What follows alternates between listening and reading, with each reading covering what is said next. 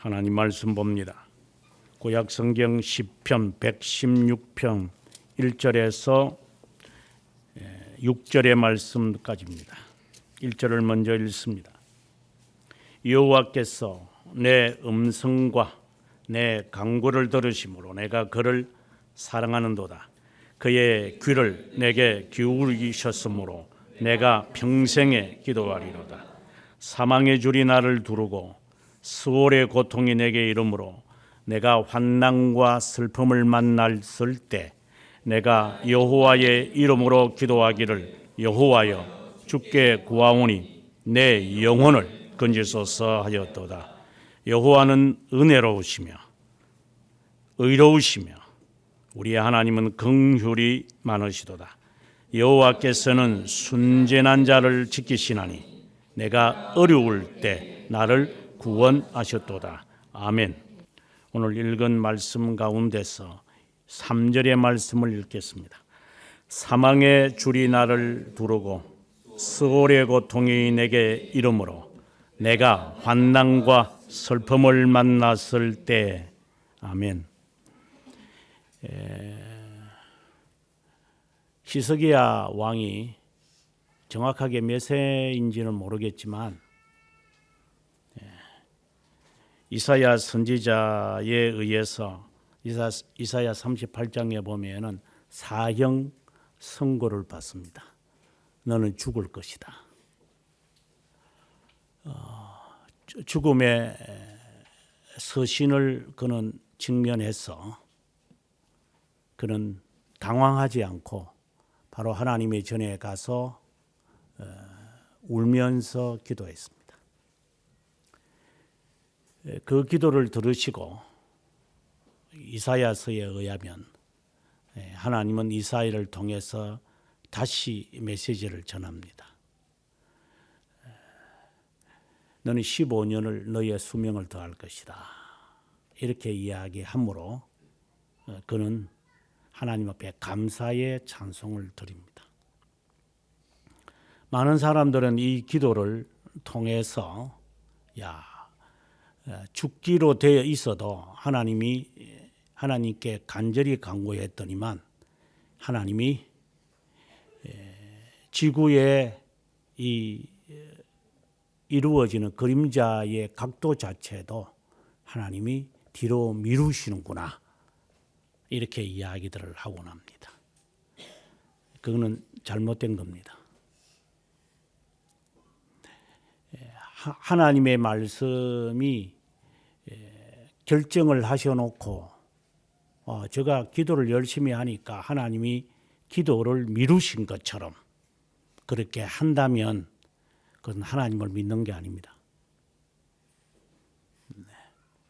그가 연장한 후에 결과는 처참했습니다. 차라리 15년 전에 차라리 죽을 걸 네가 살아서 뭐 했어? 많은 사람들은 기도하면 생명도 연장시킨답니다. 그건 거짓말입니다. 히스기야를 통해서 15년 연장되는 결과가 어떤 겁니까? 그는 우쭐거리면서 까불었습니다. 15년을 이제 보장받았잖아요. 그러니 얼마나 지가 하고 싶은 대로 했겠어요. 15년 후에 죽을 거니까. 15년 후에 죽는데 14년 동안 열심히 짓거리 하다가 15년째 됐을 때 바로 하면 되는 거잖아요. 그게 옳을까요? 하나님이 그렇게 하실 것 같습니까? 인간들은 여기에 장꾀를 부립니다. 하나님이 연장시켜 주셨답니다. 하나님이 연장시킨 게 아닙니다. 만약에 히스기야처럼 하나님이 그렇게 우리들에게 당혹스러운 결과나 그런 통보나 서신을 받았을 때 여러분은 어떤 자세를 취합니까? 히스기야를 보면 생명 연장했다고 까불면서 돌아다니면서 간증하는 사람들이 많습니다. 한국 교회에 우쭐거리는 그런 사이비들이 그것도 간증거리라고 돌아다니면서 하나님이 나를 낫게 해주셨다. 나를 살게 해주셨다. 나를 해결해 주셨다고 이렇게 까불까불거립니다. 히스기야의 결과를 몰라서 그렇습니다. 하나님 앞에 성전가를 불렀던 기드온의 결과가 어떤 것이었습니까? 하나님 앞에 하나님 양떼에는 이슬이 맺히고 땅에 이슬이 있지 않게 해달라고 그렇게 기도해서 하나님께서 그렇게 해 주었답니다. 성경에는 그렇게 되어졌다고 하니까. 그래서 기도원의 결과가 어떤 겁니까? 지 자식들은 어떻게 됐습니까? 한 반석 위에서 다 죽였습니다. 저그들끼리. 그게 하나님의 응답입니까? 여러분의 생각이 아니라 신앙의 자세를 바꾸시기 바랍니다. 우쭐거리다가 히스기야가 너무 기분이 좋아서 사신들에게 자신이 모아둔 모든 은과 금과 폐물, 화려한 것을 자랑했습니다. 하나님의 응답을 하셨으니까 기분 얼마나 좋았겠어요. 저도 그럴 것 같습니다. 의사는 너 죽을 거다 했는데 어째 해가지고 병원의 도움을 받았거나 어쨌든 10년을 보장받았다. 그 합시다. 그런 저는 돌아다니면서 하나님의 역사가 나에게 일어났다고 저도 까불거릴 것 같습니다. 저는 그 사람보다 더 못한 인간이기 때문입니다. 그래서 그 결과는 어땠습니까? 히스기야에게 이사야가 다시 찾아왔습니다. 당신이 이런 방장한 일을 왜 행했습니까? 당신이 보여준 그대로 옮겨질 겁니다. 차라리 안 보여줬더라면, 이건 가정이지만 일이 발생하지 않았을 것인데 왜 그렇게 촐랑거리다가 하나님이 살려줬다고 까불거리다가 결국은 더 악하게 되고 맙니까? 그러나 당신 때는 하나님이 해결하지 않을 겁니다. 까불거리지 마십시오.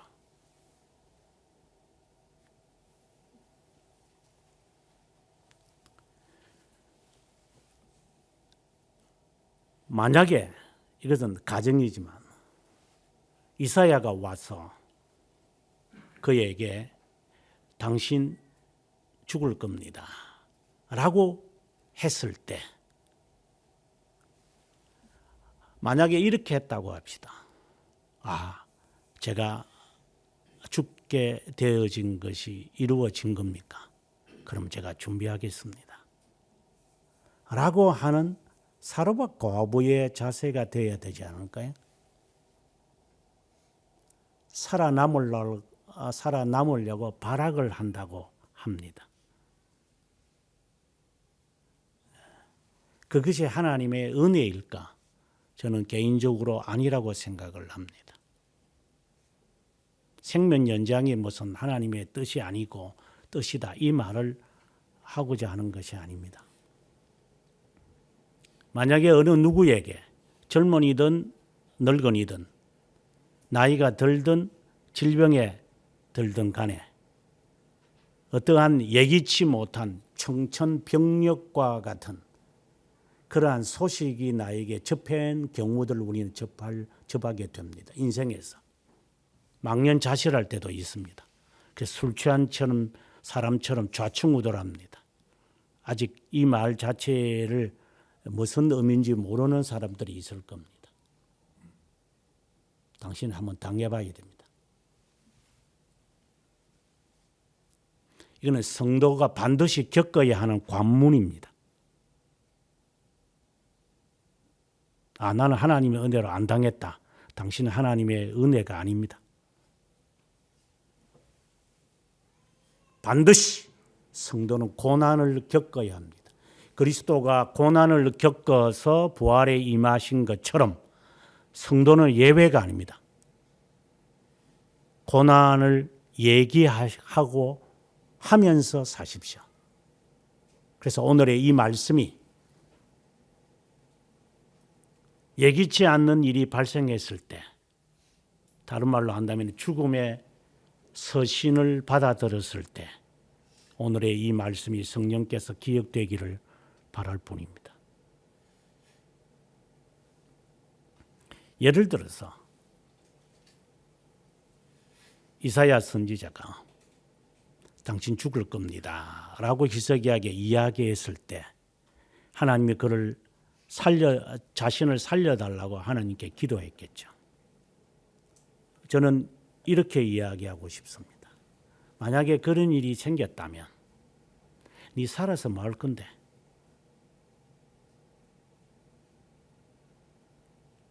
네가 15년이든 뭐 5년이든 10년이든 네 살아서 뭐 할 거야?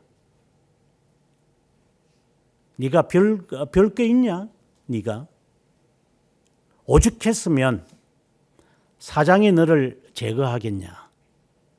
그래, 다시 그 자리에 간다고 한다면 네가 그것을 당하지 않을 것 같으냐? 왜 연장되어야 됩니까?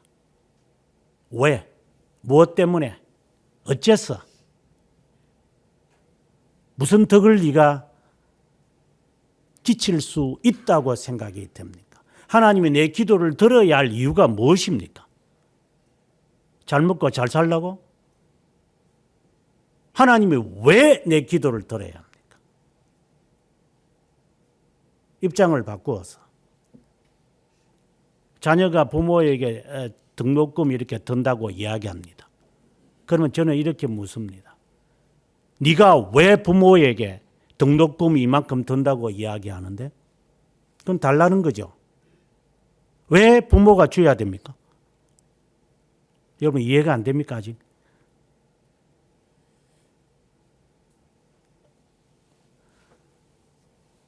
왜 부모가 돈을 아이의 뒷바라지를 해야 되는 이유가 어디 있습니까? 어디서 근거가 있습니까? 그러면 말하죠. 당신이 나를 낳았으니까. 낳았기 때문에 뒷바라지를 해줘야 됩니까? 어디서 그런 말도 안 되는 근거를 제시합니까? 네가 살아서 뭐 할 겁니까? 네 생명 연장해서 무슨 덕을 네가 끼칠 것 같아요? 솔직하게 이야기해야지. 하나님, 지금 제가 죽으면 지옥 갈 것 같으니까 살려주세요. 이렇게 말을 하는 게 솔직한 거지. 네 살아서 뭐 할 건데?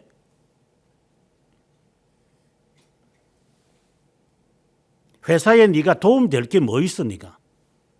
환경을 바꿔준다고 해서 네가 지금까지 해온 자치와 행적이 그 모양인데 바뀌어진다고 해본들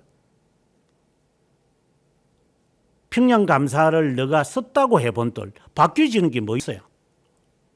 제가 숙명론을 말하는 게 아닙니다. 이유를 대십시오. 하나님이 응답을 하셔야 할 이유가 있을 거예요. 네가 왜 살아야 되느냐? 왜 네가 살아야 할 이유를 가지고 있느냐? 그러면 그러죠. 어떤 사람은. 그래서 내가 뭐 기도 안 하고 내가 알아서 살 건데 그래서 너는 지옥 갈 놈이니까. 그게 솔직한 것처럼 보이지. 가증한 사람들. 그거는 게으름이잖아요. 네 성격이 부패했기 때문에 그런 말을 하는 것이지 못해서 안 해서 그러기 때문에 양보하는 것은 아니잖아요. 누구를 속이려 그럽니까? 부패성을 지니고 있기 때문에 핑계를 대는 거고 이유를 대는 거고 잔혹한 무지를 나타내는 것뿐이지 그것이 무슨 핑계거리입니까? 물론 나중에 하나님의 자녀 같으면 다 대가를 치르겠지만 대가를 안 치를 것 같으면 지옥 가서 대가를 처절하게 받으십시오. 왜 살아야 되는데 네가? 그것에 대한 답이 있다면 히스기야는 하나님 앞에 증거를 달라고 하지 않았을 겁니다.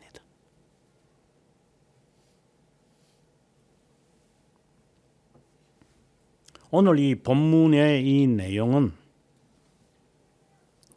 마치 히스기야의 죽음을 맞이한 자세를 가진 자가 이 시를 쓴 것 같아요. 아직 죽음의 서신을 맞이해 본 자가 아니라면 이 시를 이해를 못할 겁니다. 언젠가 한 몇 달 전에 제가 설교하면서 10대가 되기 전에 죽음을 경험했어야지. 아직도 죽음을 경험하지 않고 사나? 네 인생이 얼마나 꼬이려면 아직도 죽음을 경험 못했나? 그거 어떻게 의지로 되는 것도 아니고. 그렇지. 오늘 오전 공부하면서도 말했지만 소화하는 것도 네 의지대로 되는 거 없지. 그저 감정적으로 배고프니까 먹는 거고 먹고 싶어서 먹는 거고 싫어서 안 먹는 거지. 그러니까 그런 감성에 감정에 이끌려서 사는 인생이니까 죽음의 서신을 받아봐도 뜯어보지 않겠죠. 겁이 나니까. 그것은 인정 안 하죠. 내가 나이가 어린데 무슨 그런 경험까지 해봤겠어요.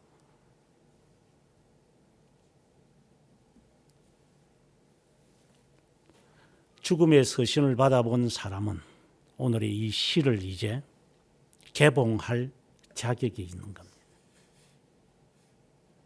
지금까지는 방금 이야기한 것처럼 내가 경험이 부족해서 잘 몰랐다라고 인정을 하고 이제 이런 일을 내가 직면하면 오늘의 말씀을 기억을 해서 제가 응대하겠습니다 하는 자세는 적어도 가져야 할 것입니다.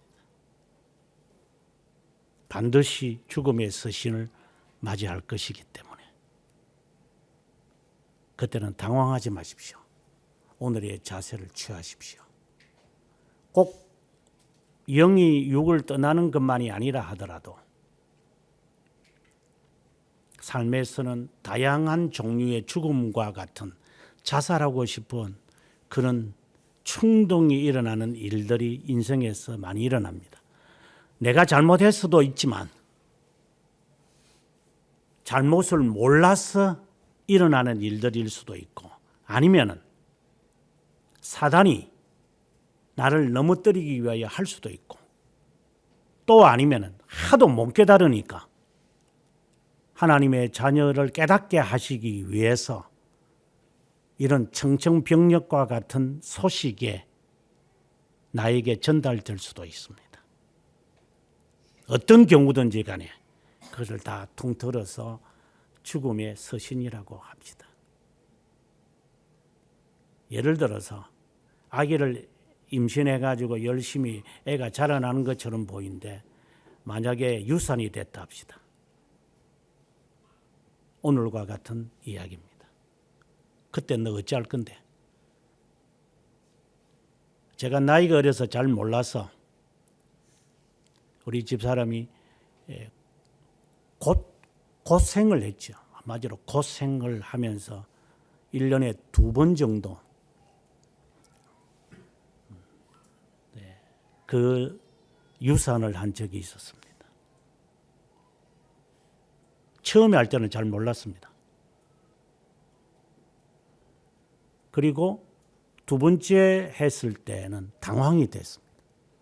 저는 하나님 앞에 뛰어가서 살려달라고 했습니다. 하나님, 아기의 얼굴이 보입니다. 그 아이의 얼굴이 보이는, 보기는 뭘 받겠어요? 그냥 생각입니다. 자체가 하는 겁니다. 만약에 천국에 간다면 그 아이를 제가 보지 못할 것 같습니다. 하나님, 살려주십시오. 여러분 한번 당해봤습니까? 그런 일이 행여나 일어난다면 나지는 않을 겁니다. 인간은 인간의 삶 속에서 꼬이니까 그때는 어떻게 할 겁니까? 우리 멀쩡한 몸뚱아리가 일이 그렇게 생길 줄 어떻게 합니까? 멀쩡한 대낮에 번개가 칩니다. 이게 청천벽력이라고 그럽니다.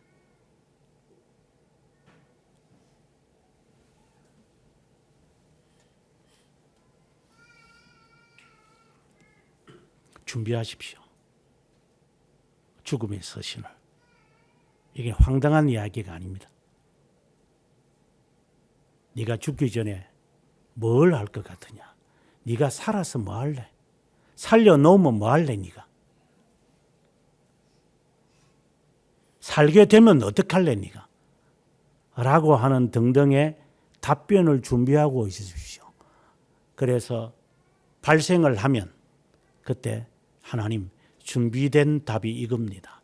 이거 저 제시하겠습니다. 하는 그러한 신앙인이 적어도 되기를 바랍니다. 오늘의 이 말씀은 크게 세 부류로 나누어집니다.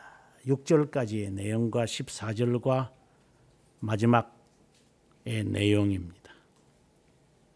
항상 시가 그렇지만 항상 두갈식입니다.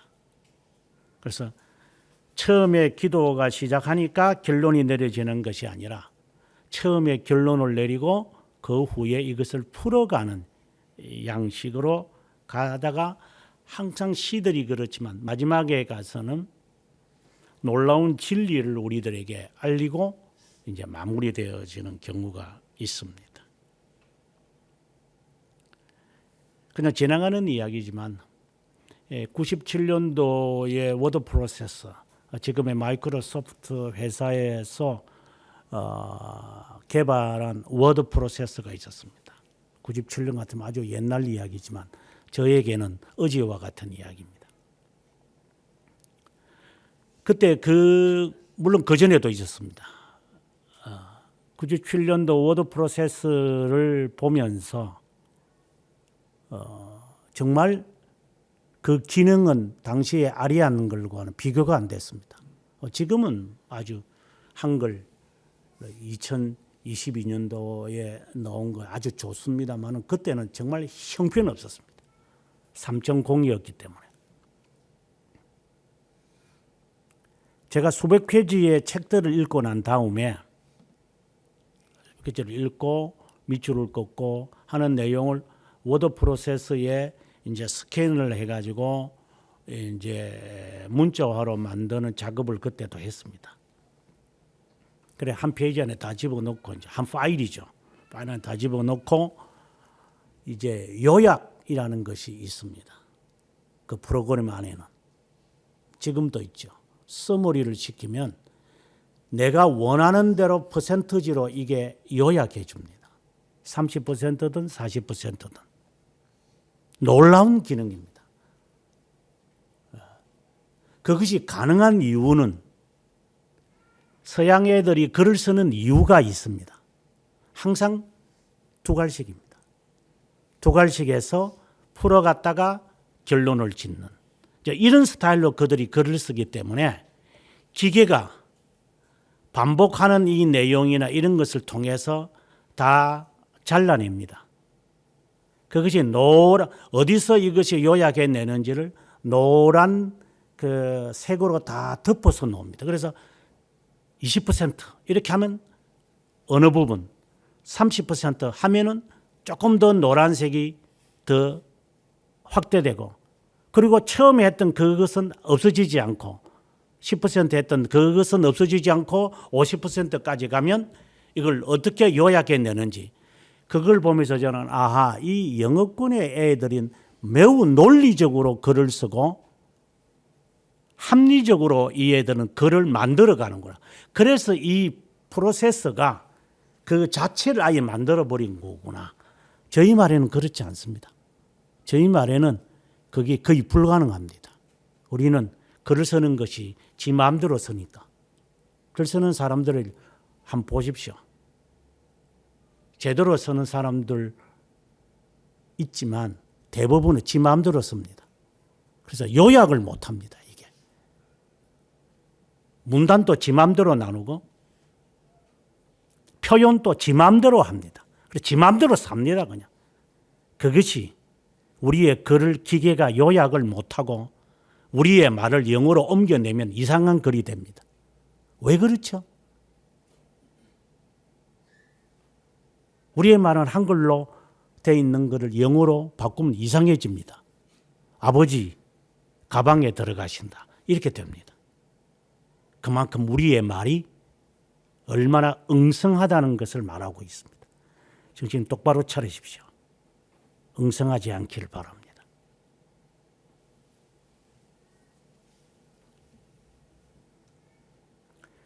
시작을 이렇게 합니다.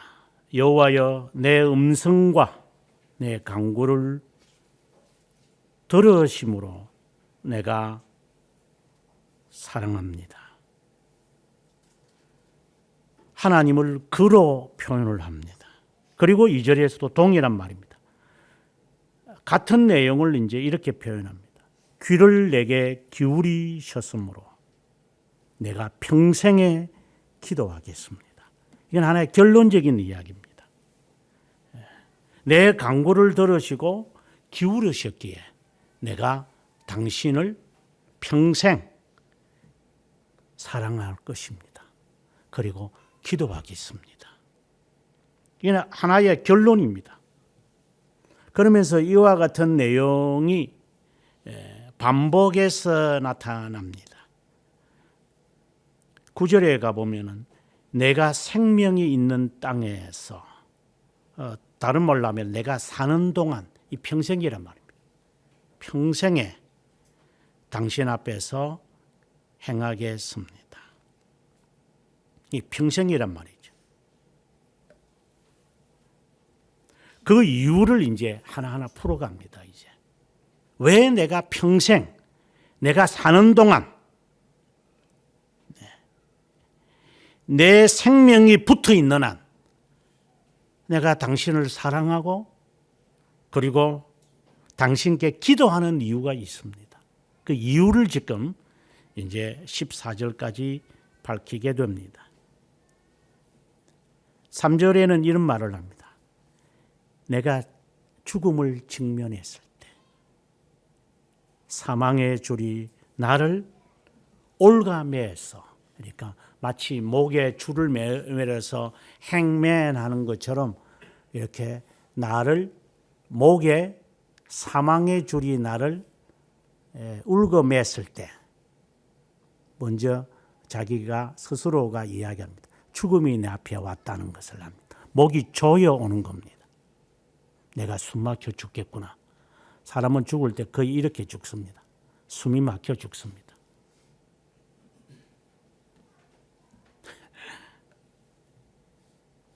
나중에 숨 쉬는 게 어려울 때가 옵니다. 한번 당해 보십시오.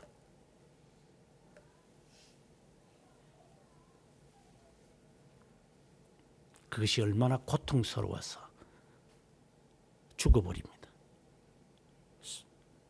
그걸 조금 경험하려면은 그냥 여기에 뭐 우리 교회도 지금 있지만 그 비닐봉지 확 덮어서 가지고 확 잠해보고 몇 번 견디는지 한번 해보십시오. 1분도 못 견딜 겁니다. 그게 사망의 줄이 나를 두른다는 것을 조금 맛보는 순간입니다. 아니 목 조아버리든지 확 조아가지고 한번 있어보든지 아니면 세수대에 훅 이렇게 머리를 집어넣어가지고 한번 그 물속에 여러분 한번 죽는 연습을 한번 해보십시오. 몇 분이나 버텨내는지 저는 이따금씩 합니다. 물 확 집어넣어가지고 제 머리를 네가 얼마나 견딜서 내는 걸 한번 보자. 그러면 시간을 보면은 1분도 못 견뎌가지고 푸닥푸닥푸닥푸닥 하고 하고 있었습니다. 그러다가 죽습니다. 인간은. 별거 없습니다. 1분도 안 걸릴 겁니다. 사람이 죽을 때는. 준비하십시오. 까불거리지 말고. 수월의 고통이 내게 이름으로 이 지옥을 말합니다. 가기 싫다는 겁니다. 영원한 어두움에 가기 싫습니다.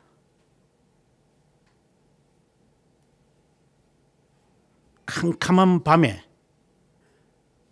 빛도 없는 가운데 한 며칠 전에 이런 일이 있었습니다. 제가 피곤해서 아마 낮잠을 깊게 잤다가 일어났는데 저녁 6시라. 근데 저는 새벽 6시인 줄 알았어요. 그래서 여보, 지금 교회 가야 되는데 당신 지금 뭐 지금 앉아가 음식 만들고 있느냐고. 집사람이 지금 저녁이요. 그래서 저녁이구나. 다행이다. 오늘이 주일이 아닌 걸 다행이다. 굉장히 제가 스트레스를 받는 거죠. 주일에 대한 스트레스. 그래서 6시만 됐는데도 토요일 날 저녁 6시인 것을 주일 날 새벽 6시인 줄 알고 스트레스를 받은 것 같습니다. 다행이다. 수월의 고통이 내게 이르렀을 때. 계속해서 갑니다. 나는 환난과 슬픔을 만났을 때, 너무 힘들 때, 2주 전에 제가 설교하면서 미약합니다라는 설교에서도 밝혔다시피 내 가슴이 숨을 못 쉴 정도로 아플 때 한번 느껴보십시오. 숨이 안 쉬어집니다. 들이쉬지를 못합니다. 이게 잘 안 됩니다. 바로 이 순간을 맞이합니다. 마치 히스기야에게 이사야가 와서 당신 죽을 겁니다. 망년자실하는 거죠. 그럼 내가 쌓아놓았던 건 뭔데? 내가 내일 출발하려고 했던 건데 이게 다 어떻게 되는 거야? 망년자실하는 겁니다. 까불까불거리다가 이제 당신 얼마 살지 못할 것 같아요 하고 암 진단을 받으면 사람들이 다 당황합니다. 저도 당황할 것 같습니다. 그랬을 때 이제 3절의 말씀이 이제 죽음의 서신을 내가 받아보았을 때 4절에 내가 여호와의 이름으로 기도하기를 내 영혼을 건져 주십시오 라고 기도했다라는 겁니다. 이 말은 하나님 여기에서 세이브 해달라는 게 아닙니다. 그냥 옮겨 주십시오. 꿈 깨게 해 주십시오. 이게 꿈이죠. 하나님, 이게 꿈이 아니면 뭐라는 겁니까? 그러나 실제네요. 이제 어떻게 해야 합니까? 이제 이런 순간입니다. 그때에 나는 하나님께 기도하기를 구해 주십시오 라고 간구했다라는 겁니다. 그런데 히스기야를 연상시키는 거예요. 하나님 건져주세요. 아침이 되면은 해가 뜨듯이 이 상황이 좀 바뀌어졌었으면 좋겠습니다. 이 마음입니다. 내가 꿈을 꾸었다가 깨는 것처럼 무시무시한 꿈을 꾸었는데 다행입니다. 꿈입니다. 라는 것처럼 저를 딜리버해 주십시오. 하나님, 주님의 이름으로 기도한다고 했습니다. 당신께 기도한다는 거죠. 하나님, 이거는 진심을 말하는 겁니다. 간절함을 말하는 겁니다. 마치 잠에서 깨듯이 하나님이 저를 구원해 주십시오. 정말 극적인 기도가 이루어지는 순간입니다. 그러는 순간 그는 다음과 같은 것을 깨닫기 시작합니다. 4절에 여호와의 이름으로라고 하는 것이 맞는 거예요. 이게 여호와의 이름으로 기도한다고 해놓고 여호와는 어떤 분이신지를 알지 못한다는 것은 그건 거짓말입니다. 예수님의 이름으로 기도한다. 우리가 그렇게 하는데 기도할 때 마지막에 그러면 내 이름으로 너희들이 기도하면 내가 무엇이든지 시행하리라. 그래서 예수님 이름으로 뭐 이렇게 기도합니다. 그게 의미가 뭔지도 모릅니다. 나사렛 예수의 이름으로 내가 내게 명하노니 안전병이에게 일어나 걸어라. 거기서 말하는 이름이라는 뜻이 무엇입니까? 주님의 이름이 이렇게 덧붙이면 주님께서 내 이름이 있네. 그럼 내가 들어줄까? 이런 의미는 아닙니다. 이거는 그분의 속성을 지닌 그분의 존재를 말합니다. 속성이죠. 세 가지로 말합니다. 은혜로우시고 의로우시고 긍휼이 많으신 하나님.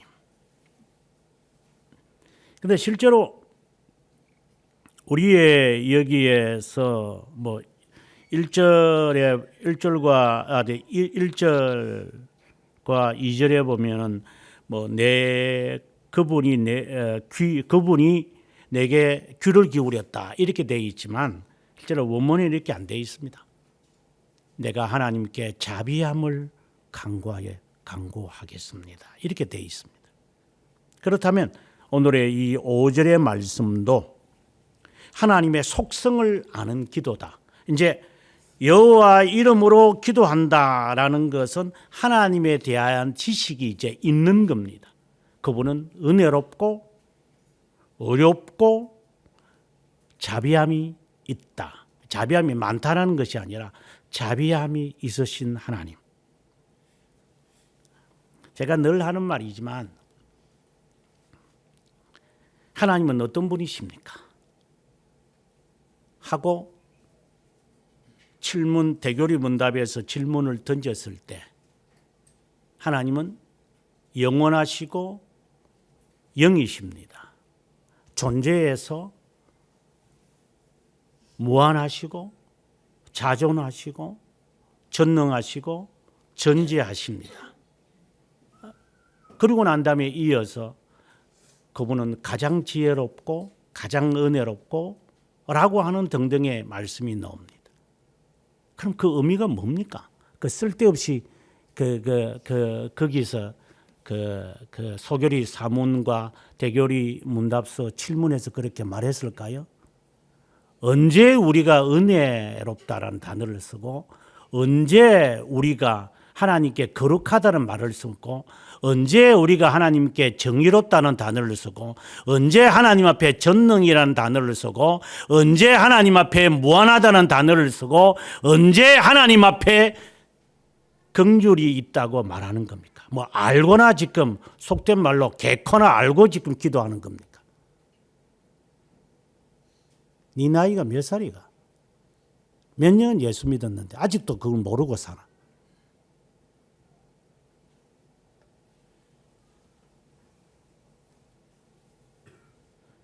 하나님이 은혜롭다라는 말이 뭔 뜻입니까?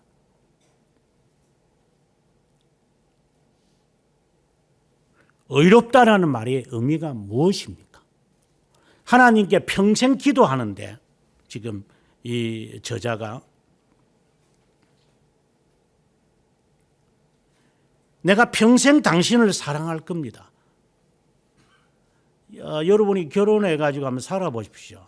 그 배우자를 여러분 알 것 같은가? 저는 지금 40년째 사는데 모르겠습니다. 그래 사람 미치겠습니다. 모르겠습니다. 앞으로 살 날이 캄캄합니다. 나도 내 자신을 모르겠습니다. 내가 내 자신을 알 것 같은데 가장 모르는 게 내 자신인 게 이거는 겸손도 아니고 아무것도 아닙니다. 이거 사실을 말하는 겁니다. 그래서 거짓말 했느니 참말 했니 그래 따질 필요도 없습니다. 니도 네 자신을 모르고 네가 같이 사는 사람도 모르는데 네가 뭘 안다고 네가 상처받고 뭘 모른다고 네가 그렇게 깔쭉거리겠어요. 실망을 했다. 뭘 시리를 했는데 뭘 아는 것도 없으면서 네가 뭘 아는데 나한테 거짓말해. 뭘 거짓말했는데 알지도 못하면서 네가 뭘 알고 나를 대했는데 쓸데없는 어떤 연속극 대화만 실컷 봐가지고 앉아가지고 모릅니다. 앞으로 몇십 년을 더 살는지 모르겠지만 저는 알려고도 하지 않습니다. 어차피 모를 건데 기껏 알아봤자 뭘 먹는 거 하나 알고 뭐 입는 거 하나 알고 뭐 하나 신는 거 하나 그거 외에는 아는 게 없습니다. 제가 잘못된 인간인지 모르지만 괜히 아는 체 하지 마세요.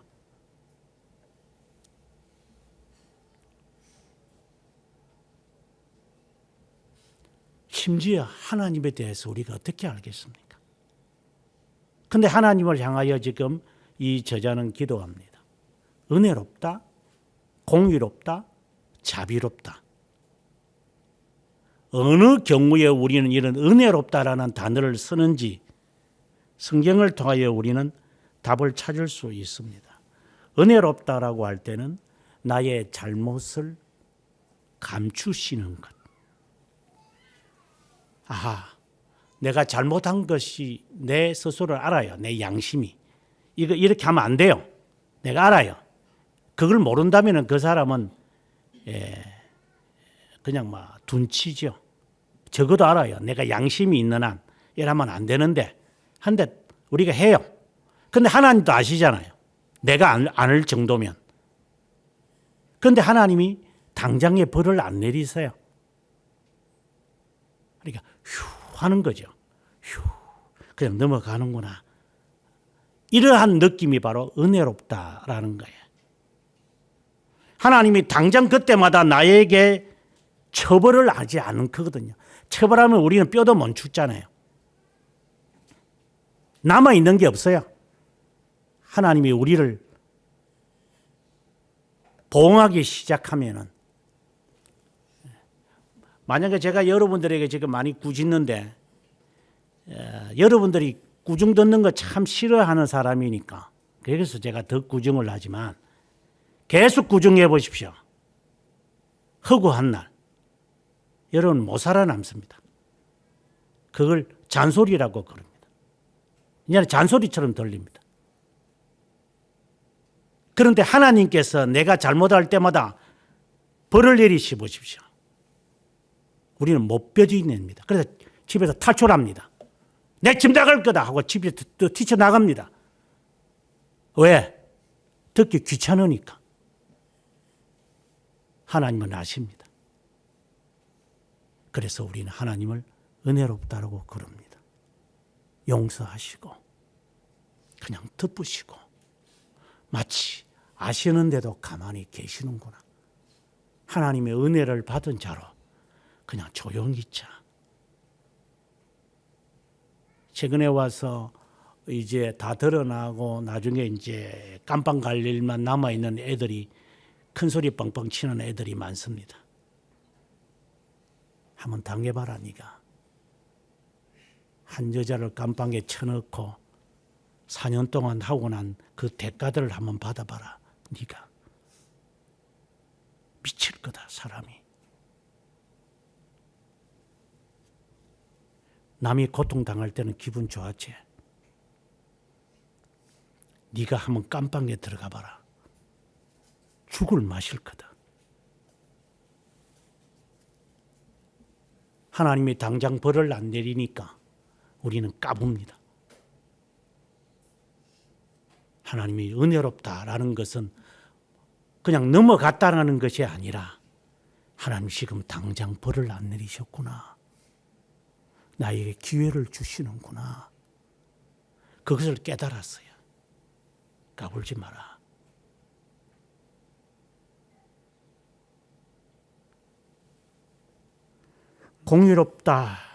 공의롭다라는 것은 하나님의 은혜에 대한 약속, 언약을 지키시는구나.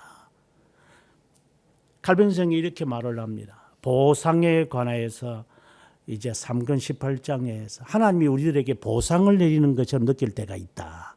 내가 열심히 하니까 하나님이 내가 뭐 예를 들어서 뭐 일반 목사들이 하는 말처럼 11조를 드리니까 내 창고가 부해진다 뭐 이런 것처럼 이제 마치 하나님이 보상을 주시는 것처럼 내가 기도 생활을 열심히 하니까 하나님이 우리의 가정에 우환이 없는구나 뭐 이런 식의 뭐 그 말도 틀린 것은 아니지만 그 맞는 것도 아니지만 아무튼 그러한 보상 심리가 있어요. 하나님이 우리들에게 뭘 보고 보상하실까? 뭘 보고 나에게 은혜를 베푸실까요? 유기된 자는 지옥 보낼 거기 때문에 상관할 필요가 없죠. 그럼 뭐 만져봐야 뭐 하겠어요. 그 돼지가 목이 없는 것처럼 그 목걸이 걸어줘서 뭐 하겠어요, 그요. 그게 그거니까 그대로 놔두는 거죠. 네 하고 싶은 대로 해라 그냥 네 하고 싶은 대로. 네가 몇 시에 일어나든 네가 언제 자든 뭘 마시든 네가 네 하고 싶은 대로 하라. 돼지가 목이 없는 것처럼.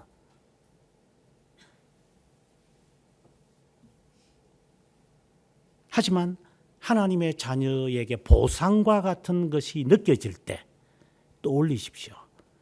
하나님의 언약을 지키시는구나. 나의 행위를 보고 하나님 보상하지는 않습니다.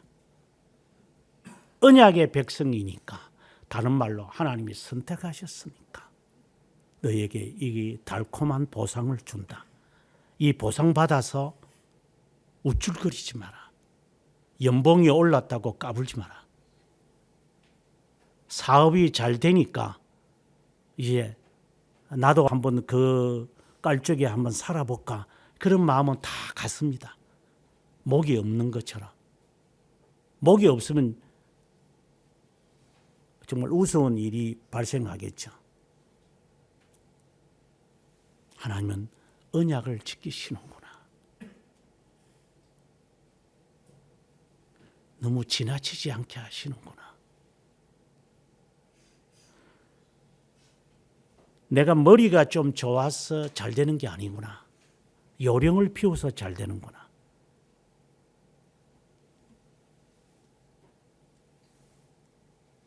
하지만 이것도 언약에 근거하는구나. 이 자세를 잊어버리지 말라고 칼빈이 말하는 겁니다.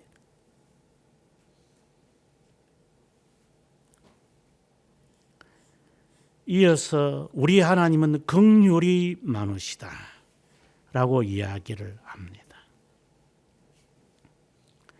이것은 하나님이 나를 참 불쌍히 여기시는구나라는 1차적인 의미가 있습니다.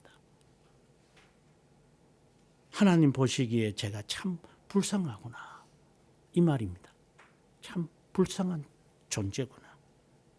그래서 하나님이 나를 긍휼을 베푸시는구나, 동정하시는구나, 동정하시는 것을 내가 느낀다.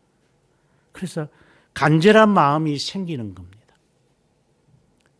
바디모가 외치는 것처럼 Have mercy on me. 나에게 자비를 베풀어 주십시오. 제가 보고 싶습니다. 소리를 외칩니다. 방향은 모르죠. 소리 나는 것을 향하여 그는 소리를 외치는 겁니다. 지나가는 제자들이 시끄럽다. 그러나 그는 더 크게 외칩니다. 다윗의 자손 예수여, 저희에게 긍휼을 베푸십시오. 바로 그겁니다. 언약의 백성이기에 하나님이 나를 불쌍히 여기시는구나. 내가 기도를 많이 해서, 내가 봉사를, 정말 목 없는 돼지처럼 그렇게 하면 안 됩니다. 나는 잘난 게 아무것도 없습니다. 이건 여러분에게 하는 소리 아닙니다.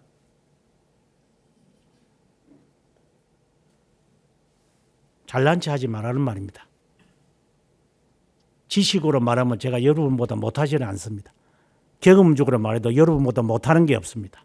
세상에 돌아다닌 것에 비해서 여러분이 못하는 게 없습니다. 직장 생활도 여러분보다 더 오래 했습니다.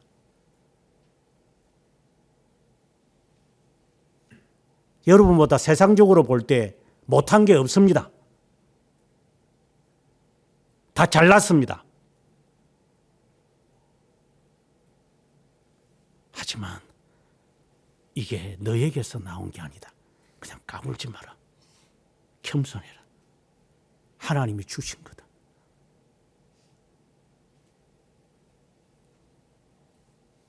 목에 기부스하지 말고, 어깨에 뽕 넣지 말고 살아라. 그냥 하나님 불쌍히 여기십시오. 주께서 맡기는 이상 제가 살게요. 그런 자세로 기도하였다. 그러면서 하나님 저를 건져 주십시오 라고 기도했다 이 말입니다. 그냥 기도한 게 아니라 하나님의 속성에 대하여 알고 나는 기도했다 라고 하는 것을 이야기합니다. 그리고 또 깨달아지는 게 있습니다. 6절에 순전한 자를 지키시는구나.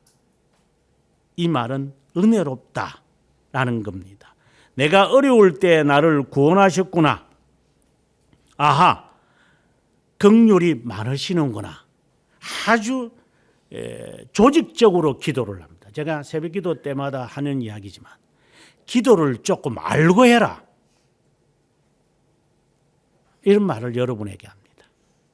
기도를 틀어놓으면 이게 수도꼭지에서 나오는 물이 항상 나오니까 이 뭔 기도인지도 몰라요. 이게 그냥 준비되지 않은 기도, 준비할 수도 없는 기도, 준비도 안 하는 기도, 준비해 본 적도 없는 기도, 수도꼭지 틀면 그냥 물이 콸콸콸 나오는 소리만 하는 기도. 해봤어야지.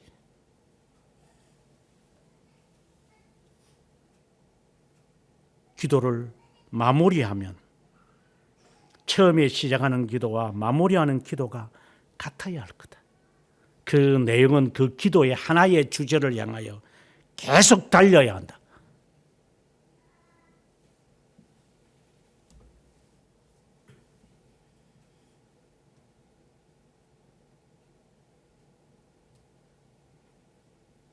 그리고 자기 자신에게 옵니다. 내 영혼아 평안함으로 돌아가라. 이 말은 이제 깨달았으니 이제 죽어도 여한이 없다. 이것이 아마 히스기야에게 임했었더라면 좋을 뻔했습니다. 죽음의 서신이 딱 도달하면 깨달아야 하는 게 어떻게 하면 살까? 살아야 할 이유가 뭘까? 이것보다도 하나님, 제가 당신에 대해서 얼마나 알고 이것을 맞이할 수 있을는지요. 이 기도입니다. 이게 살아야 할 이유입니다. 네가 살아서 뭐 할 건데? 뭐 내 자식을 위하여, 어지간히 자식을 위했다 그래.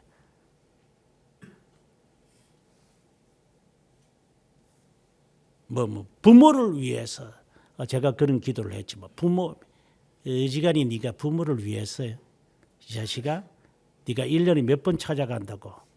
일주일에 한두 번씩, 한두 번도 아니고 한두 번이 한 서너 번도 할 때가 있지만 그 전화 한 통에 낄낄하면서 평안하시죠? 그것도 바쁠 때는 안 하고 안 바쁠 때 여유 있을 때 운전하면서 스피커폰을 갖고 인사하고 짜투리 시간에 이제 남으니까 뭐 할까 싶어가 부모한테 전화를 할까 이래서 하는 전화 그 꼴이 그래서 부모를 살려달라고 기도하는 거냐? 가증한 놈. 제 자신에게 하는 이야기입니다. 가증한 기도하지 마세요. 네가 부모한테 하는 짓거리가 나는 성격이 이래서 부모한테 전화 안 하면 못된 것들. 얼마나 성격이 못됐으면 필요할 때만 전화하냐? 지저분한 성격.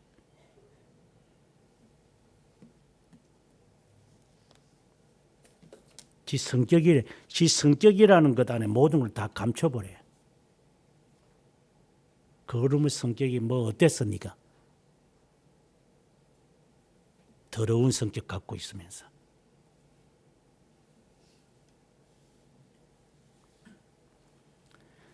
하나님에 대한 지식을 가지며 하나님께 기도하는 겁니다. 그리고 이제 죽음을 맞이합니다. 내 영혼아, 돌아가자, 고향으로. 하나님이 너에게 은혜를 베푸실 것이다. 긍휼을 베푸실 것이다. 가자, 미련을 두지 말자.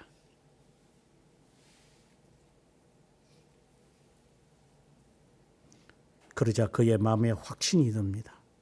주님이 내 영혼을 사망해서 의로우셔서 내 영혼을 사망해서 건지셨고, 눈을 눈물에서 건지셨고, 내 발을 넘어지게 해서 건지셨구나. 4절에 건져달라고 기도했는데 돌이켜보니 하나님이 다 나를 때마다 딜리버 하셨구나. 건지셨구나. 다 하나님의 은혜구나. 하나님이 언약의 백성이기에 나를 그 위기에서, 코너에서 하나님이 딜리버 하셨구나. 옮기셨구나. 그러면서 하나님 앞에 다짐합니다. 내가 생명이 있는 동안, 2절에 평생이라고 했는데 내가 살아있는 동안 이 땅에서 당신 앞에 행할 것입니다. 1절, 2절의 말씀을 다시 가져옵니다. 당신을 사랑하겠습니다. 당신께 기도하겠습니다. 내가 인정을 하지 않았지만 당신은 나를 건지셨습니다. 내가 간추하지 못했지만 당신은 나를 발에 붙들으셨습니다.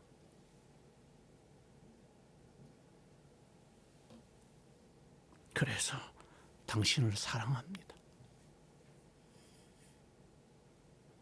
그래서 당신께 기도합니다. 이것을 좀 더 깨달아야 하니까 더 알고 싶습니다. 언젠가 이 말도 한번 했지만 지금 여러분들 아직 부모가 안 떠나보니까 제 말 자체도 뭐 이해가 안 되겠지만 부모가 다 떠나면은 나이가 들어도 고아잖아요. 고아입니다. 세상에 아무도 없습니다.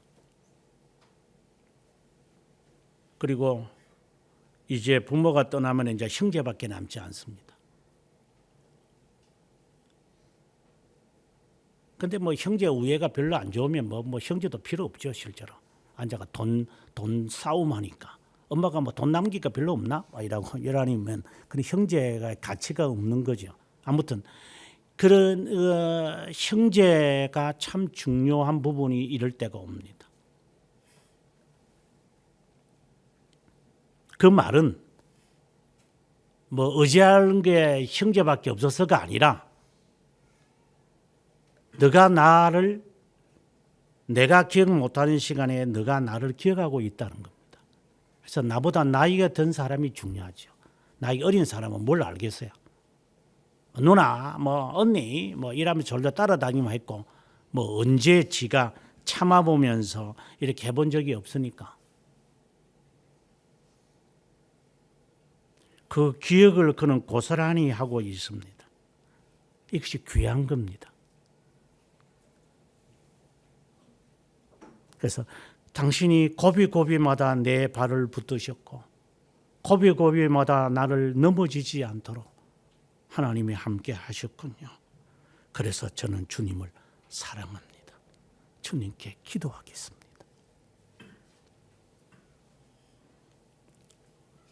10절에 내가 크게 고통을 당했을 때, 뭐 고통이라기보다는 하나님 제가 크게 어려움을 직면했을 때 저는 이렇게 말할 겁니다.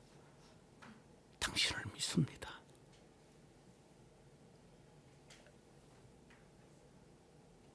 당신을 사랑합니다.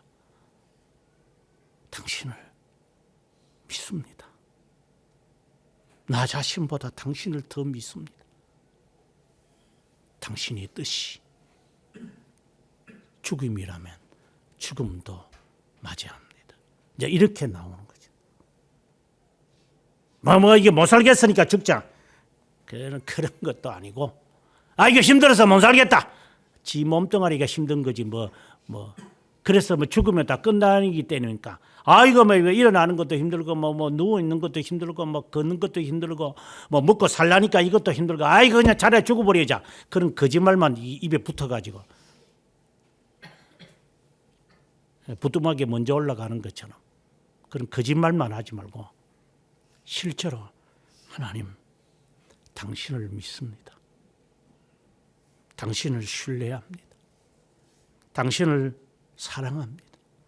당신이 이렇게 이 지경에 나를 둔 것도 나는 압니다. 이제 당신을 믿습니다. 그것을 제가 마다하지 않을 겁니다. 뭐 인간적으로는 뭐 타파하고 뭐 타개하고 파기하고 뭐 내가 격투해가지고 뭐 이겨내야 되지 않겠나. 인간적인 힘. 아무래도 인간적인 힘으로 해보십시오, 여러분. 그것이 되는가. 신호대 걸려가지고 속도도 못 냅니다.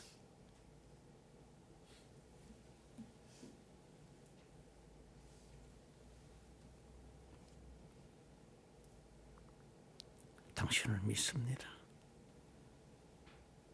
이제부터 내용은 반전입니다. 이제 세상을 봅니다. 지금 하나님을 바라봤다면 사람들은 거짓말쟁이다. 주님을 믿는다면 그러면 사람을 안 믿는 거죠. 굉장히 조심스러운 이야기입니다. 세상이 싫어야 됩니다. 나는 세상이 너무 좋아. 당신은 주님을 믿는 게 아닙니다. 그건 거짓말하지 마십시오. 저는 여러분들이 거짓말을 하는 게 눈에 보입니다. 말 안 하고 있는 것처럼 보이지만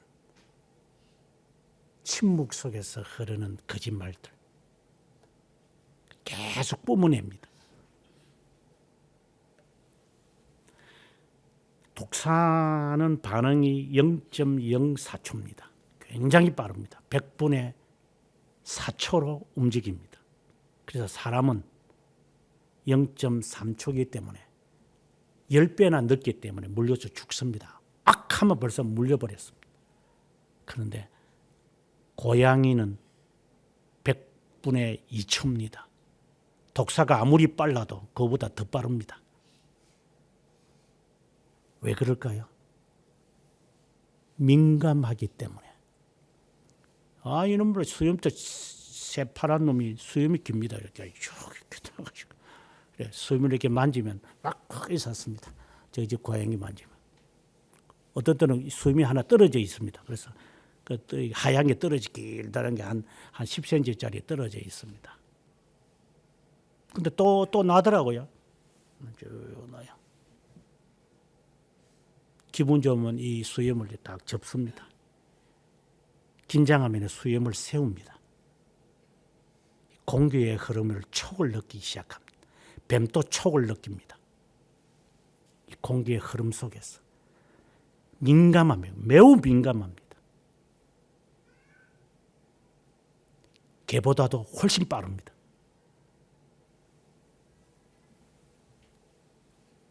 그래서 10m에서 집어 던져도 이놈들은 바로 섭니다. 민감하기 때문에. 하나님 앞에 민감하지 못합니까?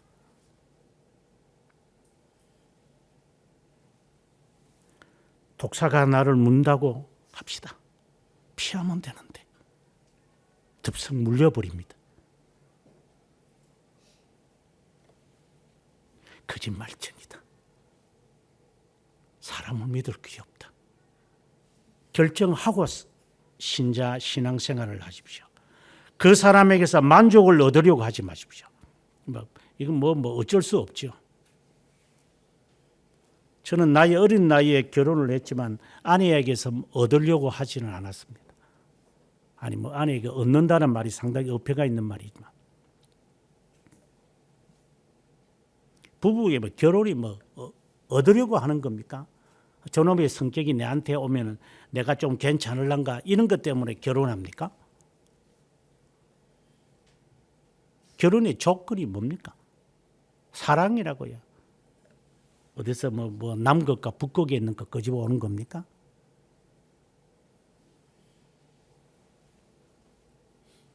의무를 행하면 되는 거잖아요. 이게 극치의 사랑이잖아요. 사랑에는 수고가 따르는 거지요. 그렇다고 아무나 결혼하라는 게 아닙니다. 결혼을 하고 나면 의무를 다해라. 그리스도인으로 입적이 되고 나면 의무를 다해라. 네가 그리스도인으로 의무를 안 하는 거 보니까 네가 가정에서 어떤 짓을 하는지 눈에 보입니다. 네가 교회 생활을 이따위로 하는 거 보면 그대로 반영되는 건 아니겠지만 네 가정에서 네 일반적 삶이 얼마나 요령 있게 살아가는지 알겠다. 941생으로 네가 살아가겠지만 반드시 그것에 대해서 된통 당할 때가 올 거다.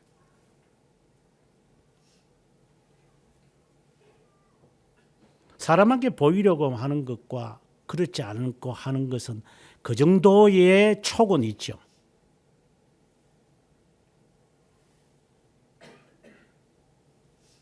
민감하다는 겁니다. 그래서 느낍니다. 아하, 거짓말쟁이구나. 이 말은 사람을 의지해서 살아갈 게 아니구나. 저 사람에 의해서 내가 뭐 아니구나. 사람을 불신하라는 게 아니라 경시하며 살아가야 됩니다. 그래서 저 사람이 나에게 해를 끼쳐도 뭐 거짓말쟁이가 해를 끼치는 거 당연한 거 아니야? 뭐 나도 거짓말쟁이고 뭐 상처받을 거 뭐 있어요? 똑같은 건데 뭐. 니도 거짓말쟁이고 나도 거짓말쟁이고 다 거짓말쟁이지. 그런데 서로가 뭐에게 큰 소리를 친 본들 그게 거짓말쟁이니까 믿을 것도 없어요. 안 믿었으니까 실망도 없지. 뭘 그렇게 네가 대단하게 믿었다고. 뭘 믿고 살았어요. 당연한 거지.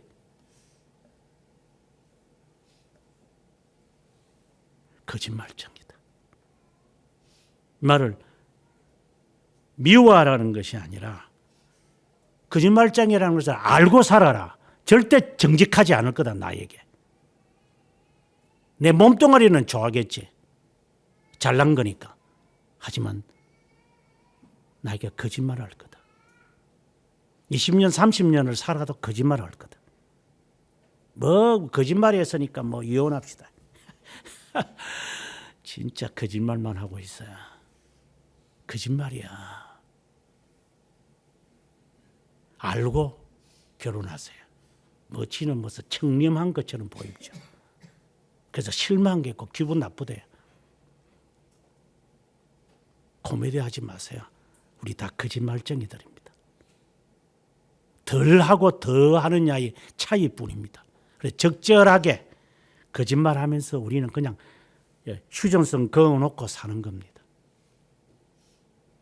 이것이 그가 지상에서 살면서 깨달은 겁니다. 그래서 주님만 믿겠다고 고백하게 되는 겁니다. 이게 정상적인 기독교인들입니다.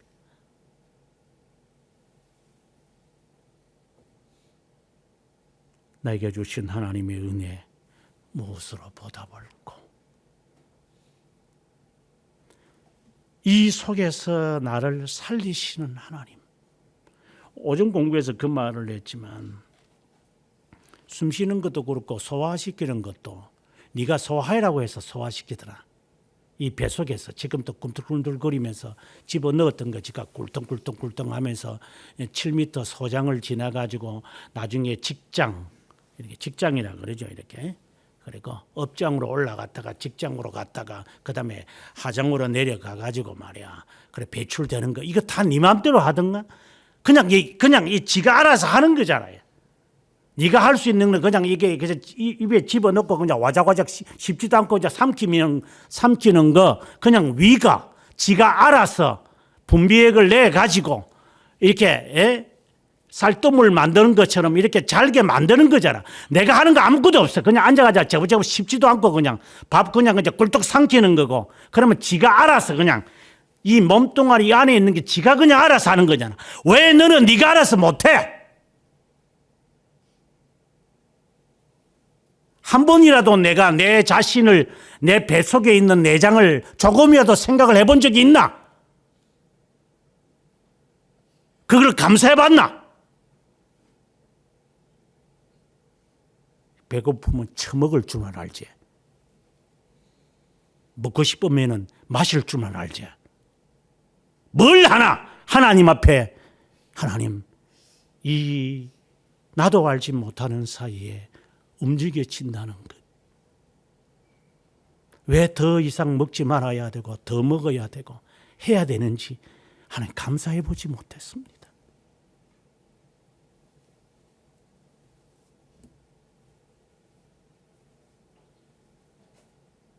무엇으로 내가 하나님께 감사할까? 하나님이 주신 모든 은혜를 하나하나 곱을 수도 없겠지만 그저 하나님의 은혜입니다. 하나님, 숨 쉬는 것도, 아침에 눈을 뜨는 것도, 그것도 못 일어나가지고 오늘 안 가면 안 되나? 지지분한 인간들 그냥 지 몸뚱아리를 그 정도 했으면 됐지. 아직도 지 몸뚱아리에 의존하나? 지지분해 그냥. 인간 자체들이 거짓말쟁이들. 뭘 하나 컨트롤이 안 되는 거예요. 소화 안 되면 앉아가지고 소화액을 먹을 줄 알아요. 손가락 하나 까딱하게 실어가지고 게을러 빠져가지고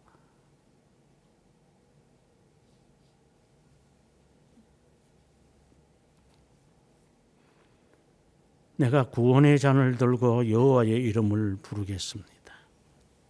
4절로 다시 돌아갑니다.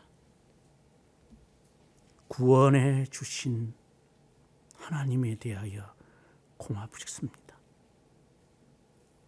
14절과 18절에 이제 모든 사람들이 보는 앞에서 내가 이것을 지키겠습니다. 서원도 갚고 서운한 것을 내가 꼭 지키겠습니다. 하나님,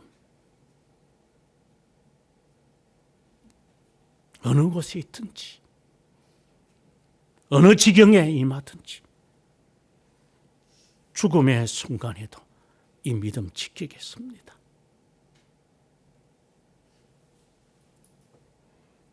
그리고 결론을 짓기를 15절에 경건한 자들의 죽음을 주님은 귀하게 보시는 것을 알게 되었습니다. 이 말은 제가 반복해서 하는 이야기지만 죽음은 귀한 겁니다. 앞서도 말했지만 네가 살아서 뭐 할래니? 뭐 자녀 때문에 더 살아야 된다고. 네 없어도 잘 살아.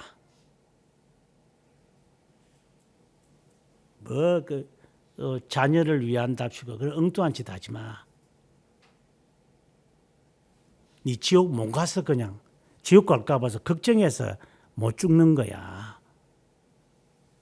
겁나지 죽으려니까. 뻔한 거니까. 지금 죽으면 지옥 갈 거잖아요. 그래서 구원에 대한 확신이 성령 하나님에 의해서 말씀을 통해 나에게 확실함이 주어져야 되는데 이게 안 주어졌잖아. 이게. 그냥 교회 다닌 것 가지고는 아닌데 이거. 내가 봉사한 것 가지고는 이게 뭘 될 게 이게 아니거든 이거는. 그러니까 이제 불안한 거야 이제. 이게 확신은 없으니까. 그러나 오늘 이 본문의 내용의 이 저자는 이제 확신을 갖게 되어지는 과정을 그는 밟게 된 거죠. 그래서 내 죽음도 주님이 귀하게 보시는구나. 이 죽음이 귀한 거구나. 살려고 발버둥을 쳐야 될 게 아니구나 이게. 살아있는 걸 간증하고 돌아다니는 게 아니구나. 기회를 주시는 것이구나. 그것도 인위적으로 하는 것들이잖아요. 그럼 살아있는 게 아니잖아요. 지가 연장시키는 거잖아요. 지가. 자녀들에게 고통을 주면서까지 연장시키는 거잖아요. 쌓아놓은 돈 다 쓰게 만들고. 죽음이 얼마나 고귀하다는 사실을 우리는 모르잖아요. 그러니까 죽음의 서신이 딱 도달하면은 초청장을 받았구나. 하나님 감사합니다. 늘 가고자 했던데 이제 신데렐라가 궁중의 초대장을 받는 것처럼 엘칸토를 신고 가렵니다. 이것이 가능할까? 우리에게 가능할까? 여러분 자신에게 물어보세요. 나는 가능한가? 나는 그 궁궐로 들어갈 것이 가능한 존재인가? 그러려면 앞서 이야기했던 것처럼 하나님의 이름, 하나님의 속성 제대로 아셔야 됩니다. 모르면 어슈런스는 없습니다. 성령은 말씀을 통해 나에게 어슈런스를 줍니다. 컨피던스를 가지고는 엄두도 내지 마십시오.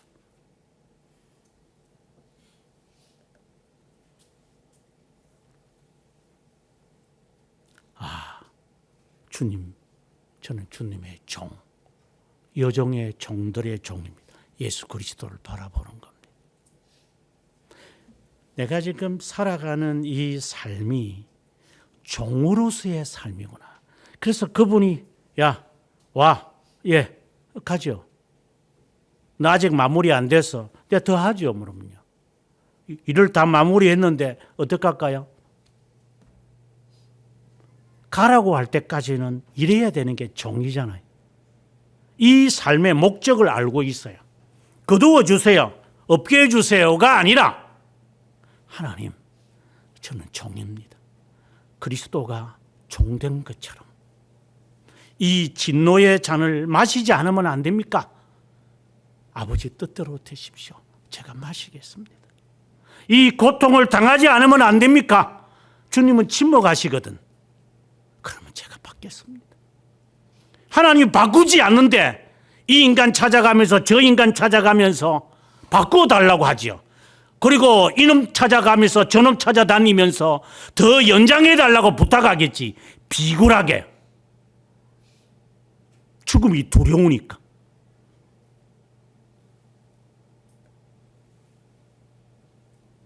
제 후배 한 명이 있었는데 지금도 교수 생활을 하는 후배입니다. 한 10년 어린 후배가 이래요. 저하고 같이 처음 학교에서 교수 생활을 하는데 지난주에도 말했지만 그래도 좀 더 나은 종합대학교에 가서 교수 되고 싶어 하는 게 교수들의 심리고, 직장 다니는 사람도 대기업에서 조금 이렇게 든든한 그리고 공기업에서 일하기를 원하거든요. 그래야 좀 보장이 있잖아요. 내가 받는 것보다도 그래도 적은 돈이라도 그래도 어느 회사 다닙니다. 이러면 어이구 좀 똑똑한갑다. 좀 그런 데서 그 직장 생활 하네. 예, 적어도 제가 그런 직장을, 이게 명함이라도 되는 게 사람이 인지상정이니까 그걸 나쁘게 보는 게 아니죠. 그래서 이 친구도 이제 저희 학교에 그 학교 종합대학교의 교수 자리가 나면 어플라이를 해요. 어플라이를 해가지고 면접하면 떨어지고 한 3번 4번 떨어지고 난 다음부터는 이제 안 해. 이제 완전 비뚤어진 것 같아요. 이제 나이가 40이 넘으니까 이제 40 넘으면 별 볼장이 없거든요. 교수의 임관에서. 그는 죽을 사자이기 때문에 30대 때에 확고하게 자리를 잡아야 되는 거니까. 그래서 제가 이제 되고 난 다음에 이제 이게 나중에 이야기지만 왜 저 친구가 3번을 4번을 어플라이를 했는데 안 됐을까? 이유를 알게 되었어요.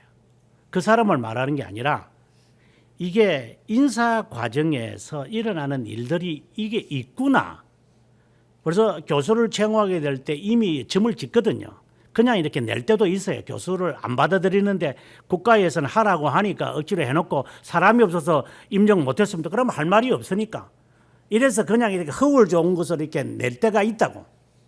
근데 그걸 안 하. 어플라이를 하는 사람들이 목이 가라니까 그냥만 낼 때마다 그냥 어플라이를 하고 낼 때마다 어플라이를 하고 그러면 상처받고 덜덜이 섰다가 실망당하고 이런 것이 세상의 일의 다반사들이 일어나잖아요. 인사 과정에서 그런 일이 막 생기거든. 근데 그 친구가 그래요. 그 사실을 모르니까 지금도 그 학교에서 이제 교수 생활을 하고 있는데, 교수님, 제가 이제 한참 선배니까, 선배님, 제가 좀 사람들한테 가서 인사 좀 하고 신봉도 좀 돌리면 될 건데 제 성격이 참 못돼가지고 사람한테 가서 그렇게 인사를 못하네요. 그래서 저 사람들이 나를 이렇게 계속해서 이렇게 임용을 안 하는 것 같아요. 기분 되게 나쁩니다. 이런 말을 해요. 같이 있을 때는 저도 그거 사실인 줄 알았어요. 그러나 뚜껑을 딱 열어보니까 너를 속인 것이지 너가 속은 게 아니야. 그 자체가 잘못된 거야. 그러나 가란 사람은 모르니까 어플라이를 하는 거고. 근데 여기서는 임용할 이유가 없어. 그냥 낸 거야.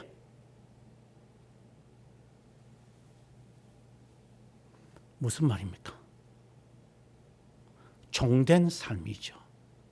안 되면 안 되는 대로 사는 거고, 안 되면 그냥 사는 거고, 될 것 같으면은 되도록 하시겠지.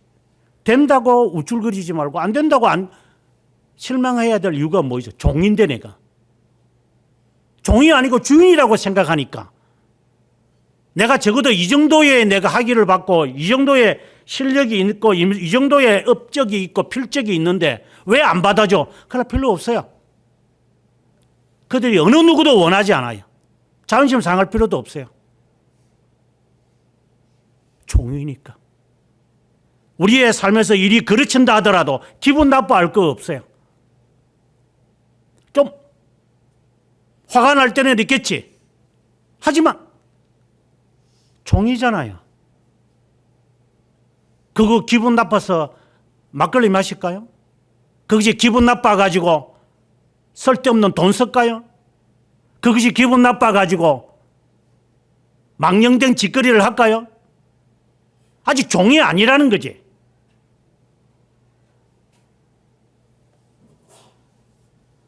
사회를 비난할 게 뭐 있어요? 사회는 거짓말쟁인데. 필요하니까 처형하는 거고 없으니까 안 하는 거예요. 그냥 당연한 걸 받아들여야지.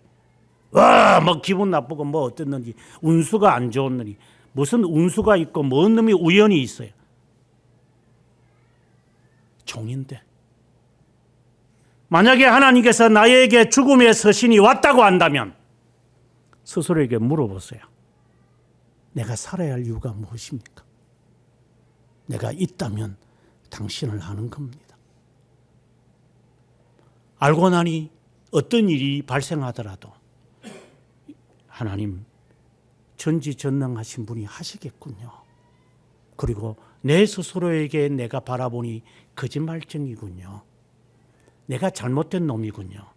내가 그 순간에 이 짓을 하고 저 짓을 하다가 결국은 이렇게 빈 깡통으로 남았군요. 이걸 제가 고치겠습니다. 그리고 하나님, 주님의 뜻이 이루어집니다. 이렇게 살면 종의 삶이 될 텐데. 그리고 다시 한번 내 평생 12절의 말씀처럼 사람들 앞에서 제가 지킬 겁니다. 이대로 살 겁니다. 우리가 어떤 일이 발생하는지 저도 모릅니다.